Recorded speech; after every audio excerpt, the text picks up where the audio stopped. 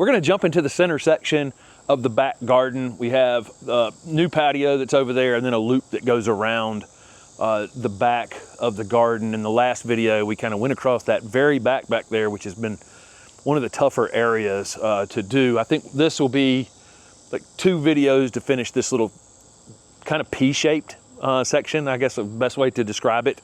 And then 1 video here around the vegetable garden to finish it up. This section has been, everything in here's been very vigorous since we put it in. It was just an easy space. We put down some wood chip, some compost initially, some wood chips, and then just hit the ground running, planting things in here, and everything has really just kind of thrived in this space. There were peonies on the corner here, and they were fantastic this year. They were transplanted. They're a combination of transplanted ones from various spots in the garden that were originally here, and then a couple we added to this space, but it took a little while for them to really kick in. But when we moved them here, there was a video on the channel for how to move peonies if you're interested in transplanting peonies, but they've really thrived, and really through that 100-degree weather, they haven't died back as much as I would have expected them to, because here in the south, you know, you can have kind of nice foliage potentially on your peonies in the northern areas, but down here, typically by this point in the summer, by August, they're fading back into the ground pretty quickly. But I think the combination of their roots being protected by the plants along the side of them, and just overall the mulched area back here is keeping them fresher than they normally would be. There's a Wheeler's Dwarf Pittosporum next to me, just a great ornamental plant overall. It does get a fragrant flower that's kind of on the inside of the plant. We know it when it's blooming. We can smell it. It's kind of an orangey, citrusy scent to it.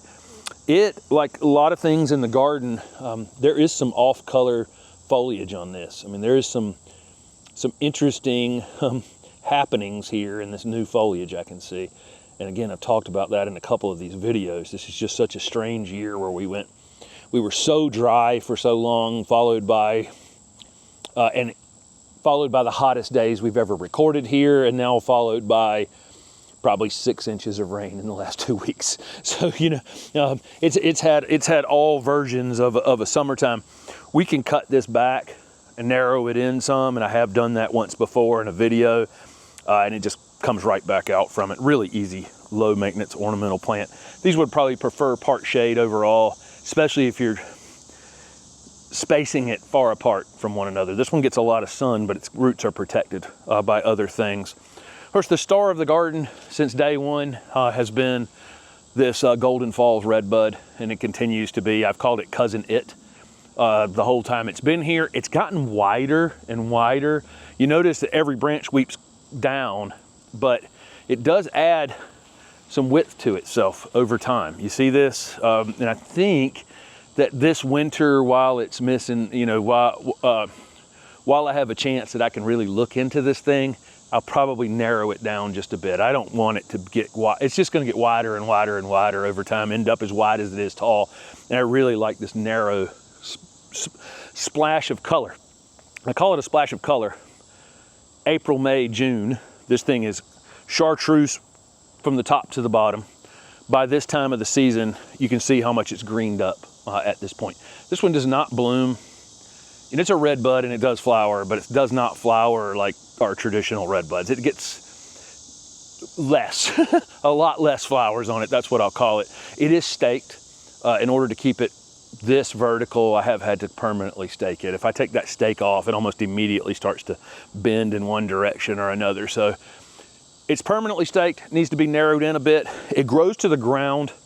I can't even believe how fast this thing grows. It's already been pruned off the ground twice this year, and it's trailing this far. It's down to the ground and trailing this far across the ground again. It probably, I would say that here's a branch. This one has been cut as well, actually. But I would say that this is as much as 6 or 7 feet of growth in a single season on this plant. It's just absolutely wild how fast this thing can actually grow. A couple of plants that are probably not available at this time. This Barberry is called Luten Rouge, and I put it in the ground and you know, Southern Living Plant Collection was looking at it. It's a little slow growing in a container, so there's been you know, the question about producing it for a reasonable price is the main issue with it. That is 3 years in the ground. It's never been touched with a blade. It's just a perfect little ornamental plant, and I'm not a giant. For me to be talking positively about a barberry, it's got to be pretty good, because I've never been a barberry fan in any way, shape, or form.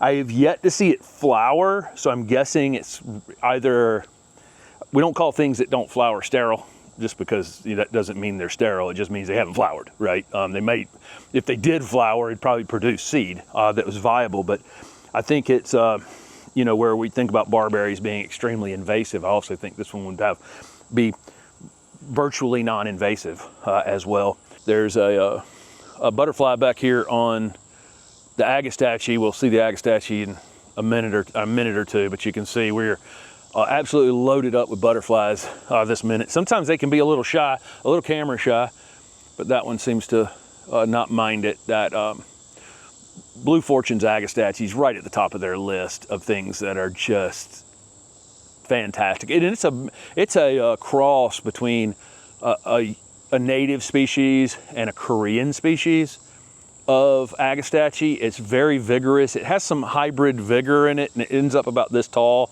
Always comes back.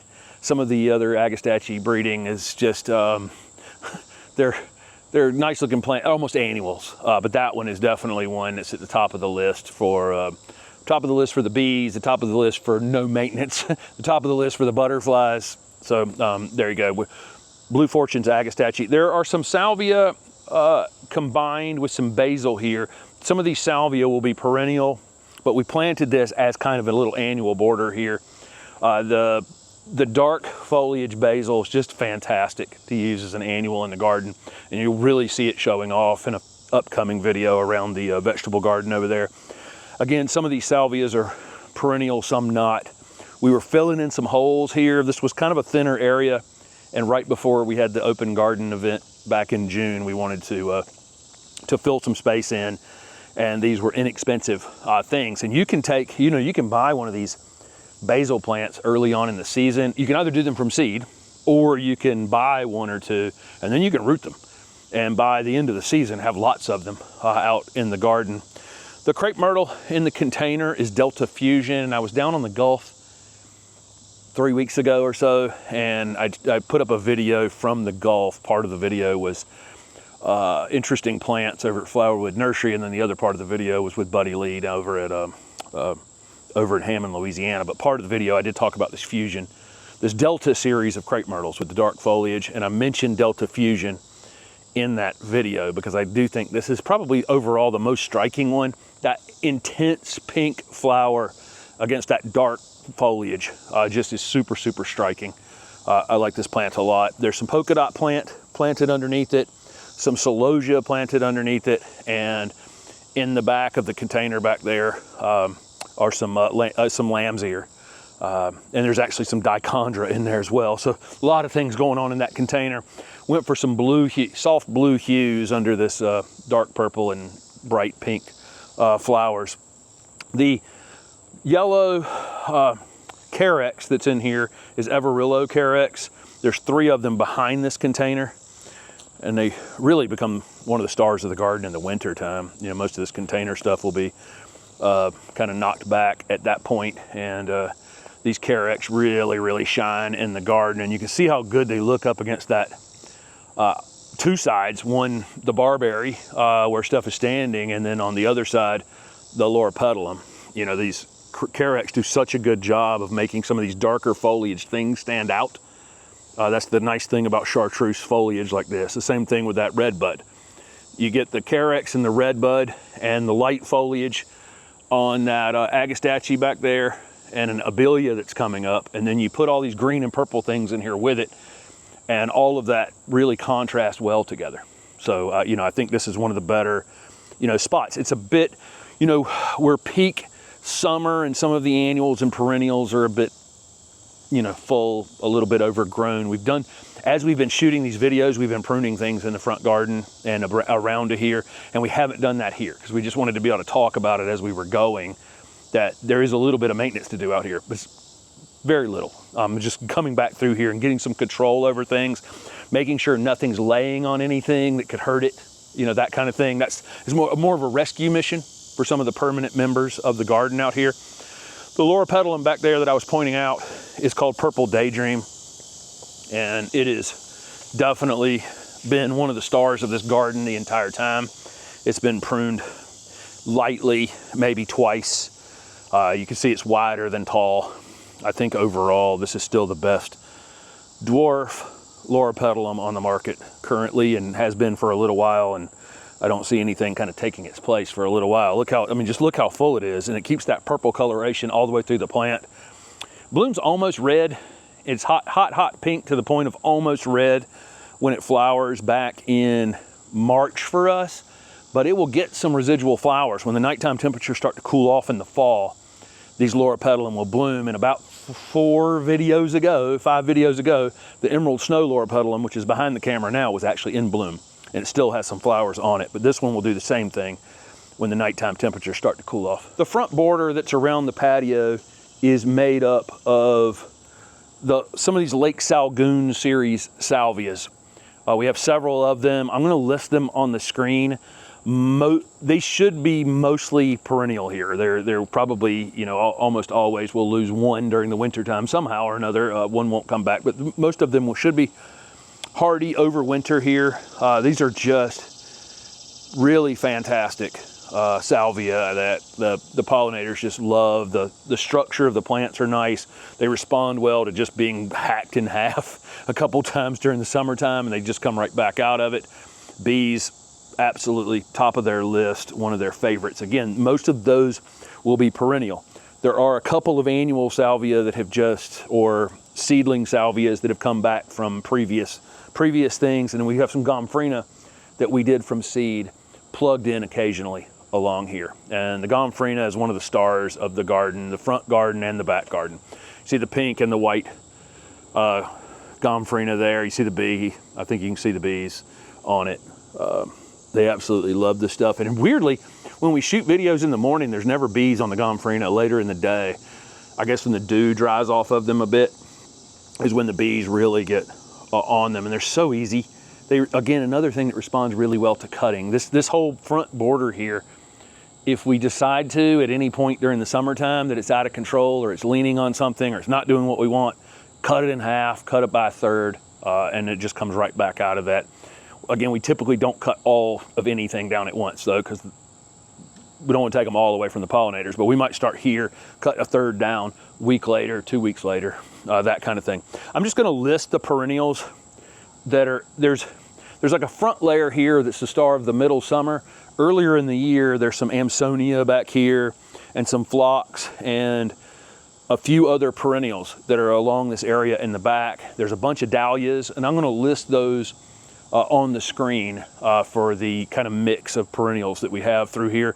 Some of them have been done from seed. Some of them have been done, you know, were plants that we purchased, but there's some of the earlier flowering things that come up and beat the salvia out of the ground and bloom a little bit earlier on. We do have some garden phlox back here as well that are leaned over, that what they need is really something to lean on in order to perform better back here. Either they need to be staked up, or again, we just need to plant it tighter. Sometimes these taller growing perennials they evolved growing close to other perennials, and so they need that, need something to lean on, need a friend in the garden.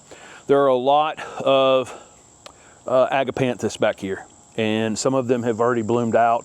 When we had the open garden, a lot of the agapanthus was in flower, and this was one of the stars of the garden. You know, flower clusters like this. We'll come through here and deadhead these, and you can see this one's actually been cut off already. That one's been cut off already. And when we cut them off like that, we typically get some residual flowers on them later in the summer. And again, there's, you know, I don't know how many there are back here, but I'll list a couple of them on the screen. We have a lot of agapanthus here in the garden. This abelia is called Miss Lemon. We've shown 3 Suntastic series abelia in the front, different variegations, And then this one's called Miss Lemon. Miss Lemon has a little more of a yellowy color to the variegation overall. Blooms like crazy. You really can't probably see it right now, but this thing's, it's in absolute full flower, but up against that variegation, that doesn't show up as well, right? But the bees know it's here, and they are all over it. There's several bees in here. This combination of the Agastache there and this Abelia just has pollinators in here all day long. It's a great spot for them in the garden. There's a golden Hinoki cypress right here called Kamani Hiba. This was planted just a couple months ago. I think it was actually in a video, and it's going to get kind of tall and narrow, little Christmas tree shape here. It'll ultimately get bigger. I said this a bunch of times about these dwarf conifers. There's nothing that stops them from growing. At some point, it'll be bigger than this space would require, but for the next few years, we'll hoping it'll get up into this height, kind of a narrow addition.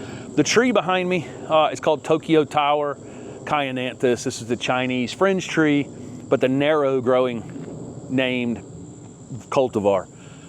Really, this selection of Chinese fringe tree is just really, really striking, really beautiful, good plant for a narrow, smaller garden like we have, where we don't want, regular Chinese fringe tree gets super, super wide. We have a native fringe tree as well. It's great plant. Chinese fringe tree tends to have, the foliage is beautiful on both of them. Flowers are great on both of them, not knocking one, raising another one up. You do you if you want the native fringe tree or the Chinese fringe tree. But if you get the regular Chinese fringe tree, it gets equally as wide as it does tall. And I've seen them 30 feet across. Like really, really wide. That's not the kind of plant that we could really add to this garden and still be able to plant all of these wild amount of plants that we have in this garden. So this is the perfect one for us. It does not bloom very well in this spot. We planted one on a landscape job we did, and it blooms like mad because it's getting full sun all day long. And this one right here, the foliage looks great. The growth habit is great. No complaints about this tree whatsoever, but we've had very few flowers on it since we planted it here. It's in the late day shade, so I don't think it's just getting quite as much sun as it needs when it's leafing out in the spring and when it's time to set flower buds. There's a container in the middle of the bed here, and this is a beehive holly, right? In this beehive, yeah, this is a Japanese holly called beehive. It's underplanted with some polka dot plants. There's a tricolor sage in the container as well, and then this really cool plant that I brought back from a trip out to California earlier this year. This is a Tradescantia, and our native one is really bully in the garden. It's a native plant. Pollinators absolutely love it, but boy, can it take over a garden, and we pull it out of this garden constantly. And it's super fast at coming.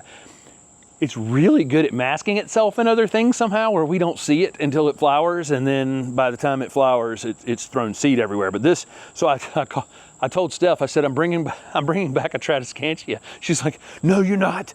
You can't, But this one is amazing. This one's called Pistachio White. It will not be cold hardy out here in the garden for sure. So what we'll do is take a piece of it and root it in the next few weeks and keep it in the house through the winter time as a house plant. Make a perfectly good house plant for anybody watching, and then in bright light through the winter time, and then we'll put it back in a container or something next season. But this thing is really, it's really, really striking. Look at this. Look at this variegation on this thing. It's one of the coolest plants in the garden, and it's just growing out of the side of a container back here in the middle of the back garden.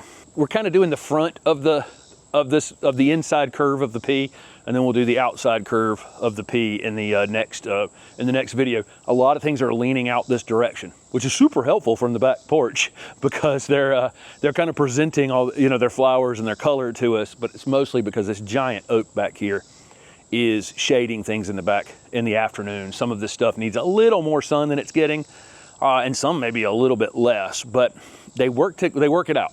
The plants are perfectly capable of working it out. And if they don't work it out, we can assess it and move them, right? I can move something if it's leaning and flopping over like that phlox is, you know, if I'm deciding it's not getting enough sun, then we can move it. There's a Joe Pye weed back here. We have one out at the front garden that's a straight species and can get 10 or 12 feet tall. And we've seen it get 10 or 12 feet tall. This one's called Little Joe. There's one called Baby Joe I've seen as well. Some of the more compact growing Joe Pye weeds. The bees absolutely go crazy for these things. They're not the most, again, there's things in this garden that are extremely floriferous, and they're meant for us humans to really enjoy. There's some that are a combination too, where you get the great flowers and the pollinators like them. But then there's some things out here that are simply here for pollinators. These aren't the most, you know, most attractive or bright or showy flowers you're ever going to see, but the bees just go crazy for this plant. It's leaning forward big time, and I think it probably needs to come. What I need to do with it is dig it out and put it about where this container is. And I think just that little bit coming out from under this tree and this viburnum nudum that'll be in the next video would be all this thing would need to really thrive and be a little bit stronger than it is. But right now it's leaning forward just perfectly, and we can see all the flowers on it and all the bees visiting it. This Tamukiyama Japanese maple is going to get some pruning done to it this coming winter. We've got this border with all the salvia and everything in front of it, so it doesn't need to be the star in the summer garden at all. It's sticking up big and tall, and it's pretty back here. But in the winter, I've got the trunk is contorted on it, and when these salvia have died back to the ground, it's absolutely going to be the star of the garden.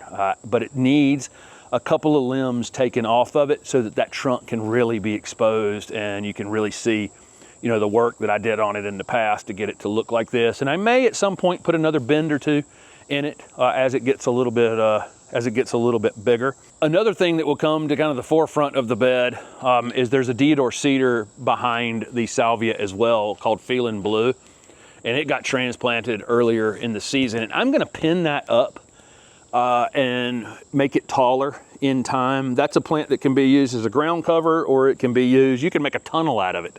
You can pretty much do any kind of growth habit we want from it. We moved it to open up the path that Steph is actually standing on so we could have a path to the back garden. So we slid it over, it's hidden back there. But again, when these perennial things die back in the wintertime, when the butterfly bush that's behind it, you know, goes dormant for the wintertime, that cedar is going to be the star. And I'll show you in a video when we do it, I'm going to start pinning up a couple branches and making it taller and having it be a big weeping addition here in the garden. One other perennial in this border that I would point out is the Scarlet bee balm. You can see the bees on it. It's past its peak human attractiveness, okay? But the bees are still coming to it constantly. Even the few remaining flowers on there are still right at the top of the list for the bees and the hummingbirds every day. So we haven't cut it back. It's got powdery mildew. It's got almost no color left, but it still has a purpose out here in the garden. And you know, again, we leave things up here for the pollinators to enjoy during the winter time, and the pollinators are certainly enjoying it right now. The butterfly bush behind the cedar be the last thing we talk about in this video. That's Grand Cascade. Gets quite big over time. The first year it reached about 3 feet, second year about 4 feet, and this year it's about 6.5 feet tall. It really just blooms amazingly well. That one gets really, and we've seen over the course of a few videos now, maybe 3 butterfly bushes at this point. We'll see some more coming up. That one probably requires the least amount of maintenance of the ones we've seen so far to keep it blooming that heavily. The one out by the road gets a little more pruning done to it. This one, the leaf internodes are pretty close together. Steph has done some pruning on it to keep it this heavily blooming, but the leaf internodes seem a little closer together, so the flower clusters are closer together. And they're also kind of longer for the size plant that it is. But we'll see some much more compact ones coming up in a future video. So there's just the front of this kind of P-shape piece that's behind the new patio in the back garden, and it's got seasonal. It's multi-seasonal kind of. We have the perennials and everything that put on a show so we can get all the pollinators out here into the garden. When this stuff is gone, the shrubs that are behind here and the color of the evergreen carex and loropetalum and abelia and the shape of the tree and some other things and some conifers that are planted back here kind of become the star of the winter garden. So season over season, it changes as we go. So thanks for following along with this, and we'll be back with the back piece of this P in the next video.